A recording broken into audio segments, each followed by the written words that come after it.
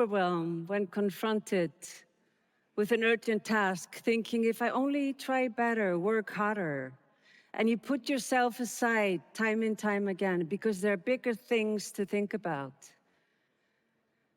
When I started working for the United Nations just after the war in Kosovo, it felt like walking into an open wound, and I was determined to give it all I had, knowing that the people who had suffered war were my priority, while my own well-being was not.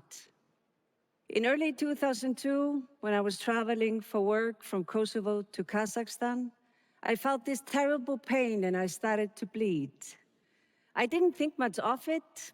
I just took painkillers and continued with work. It was only years later that I realized I'd had a miscarriage. And instead of this being a wake-up call, I had just kept plowing on, deepening my disconnection with my body and my emotions.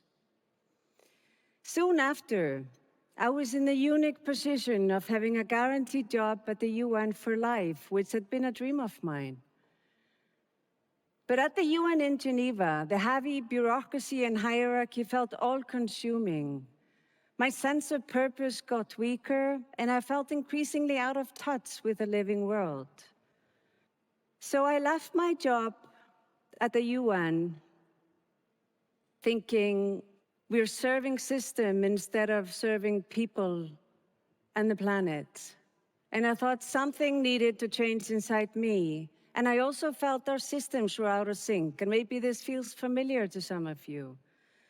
Those of us who work in climate and sustainability work on transforming or changing systems. But systems don't change themselves, right? It's people like you and me that together change systems.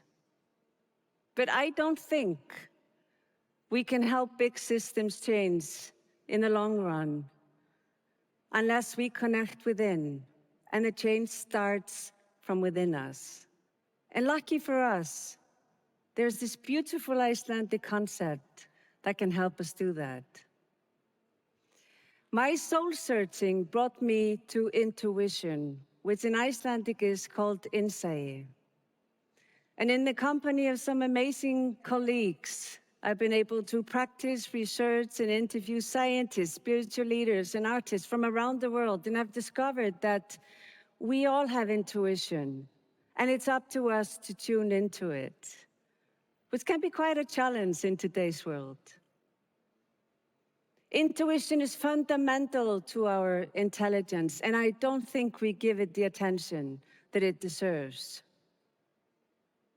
Unconsciously, we process a massive amount of information, sensory data that our body picks up, including the brain. While this is unconscious, it still shapes our actions. Our very focused, conscious mind can grasp only a tiny fraction of all this data processing. Intuition helps us tap into this information. It helps us read the room, come up with insights, and tune into other people and the world around us. Sometimes we dismiss intuition as an irrational impulse that we shouldn't rely on, or a woo-woo concept that hasn't been backed by science. But research shows the catalyzing role intuition has for creativity, compassion, mental agility, and the human genius. We actually need good intuition to reason well. And without intuition, there wouldn't be much innovation. A research on a group of Nobel laureates showed the key role intuition played in their discoveries. And as they shifted between analysis and intuition, it led them to their big leaps. My search for answers brought me back to my roots and helped me see with fresh eyes the Icelandic word for intuition, insight. Insight helps us reframe intuition because it brings together the scientific and the spiritual, the solid and the poetic. Insight means the sea within and refers to the ever-flowing unconscious mind. The sea within cannot be put into boxes because then it ceases to flow. Stress, work, and financial pressures can block our access to insight. And while we can't get rid of these pressures, we can learn how to clear the way to insight when we need it. Meditation and mindfulness practices can help us do that as they regulate our nervous system and we gain clarity in mind.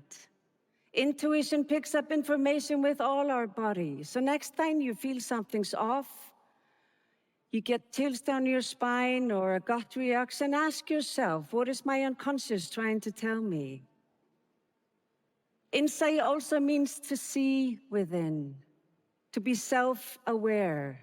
And one of the most powerful ways to see within is to pay attention to how you pay attention and document it. Attention journaling helps you witness how insight plays a role in your life and how best to harness it. And lastly, insight means to see from the inside out and has to do with how we navigate the ocean of life from within with a strong inner compass. Aligning with insight is the work only you can do. And allowing insight to flow sometimes involves finding the balance between being and doing. And for many of us, it actually takes discipline to simply be and allow the world to come to us. One of the most powerful ways I've seen insight have an impact in the world is through the work of my dear friend, the ocean explorer, Henrik Sala. When we first met, he was introduced to me as the man who had left academia in order to spend most of his time in the ocean to help save it. I was intrigued, and I have since then interviewed him both for our film and my book about the role insight has played in his pioneering work. Henrik's childhood dream was to become a marine biologist, and after having spent 7 years as a university professor, Henrik felt as if he was writing the obituary of the ocean instead of providing a cure. So he left his job and he went on to found the National Geographic Pristine Seas Project, where he is able to immerse himself in the ocean and explore its ecosystems in a team of scientists and filmmakers. Spending time in the ocean has helped Henrik enormously develop his intuition about what's wrong with the ocean and how to bring it back. Since 2008, Pristine Seas has been able to establish 27 of the largest marine protected areas in the world, covering an area more than twice the size of India. Henrik's story supports research that shows that intuition gets deeper and better with experience, knowledge, and expertise.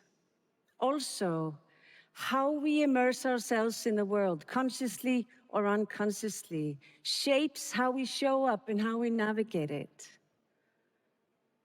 The world we live in is very much like the ocean. It's constantly changing, and we need to decide which direction to go. We're now midway into the decisive decade for climate change. We're taking stock, renewing our understanding and agency. As we wayfind and change systems, we also need to renew our focus and vision. And I think insight can help us in 3 ways. First, like Henrik's story shows, it helps us see the big picture and how everything is interconnected. And secondly, insight grounds us in the present, enables us to be more in charge of our own attention and therefore better prepared for the unexpected. And lastly, as we immerse ourselves in a given task and we connect dots beyond man-made silos, our creativity, focus, and performance improve. As we navigate towards new horizons, we need our vivid imaginations to set sails towards the possible, grounded in insight's innate understanding of planetary and human interconnectedness. Imagination can guide us towards the futures that we dream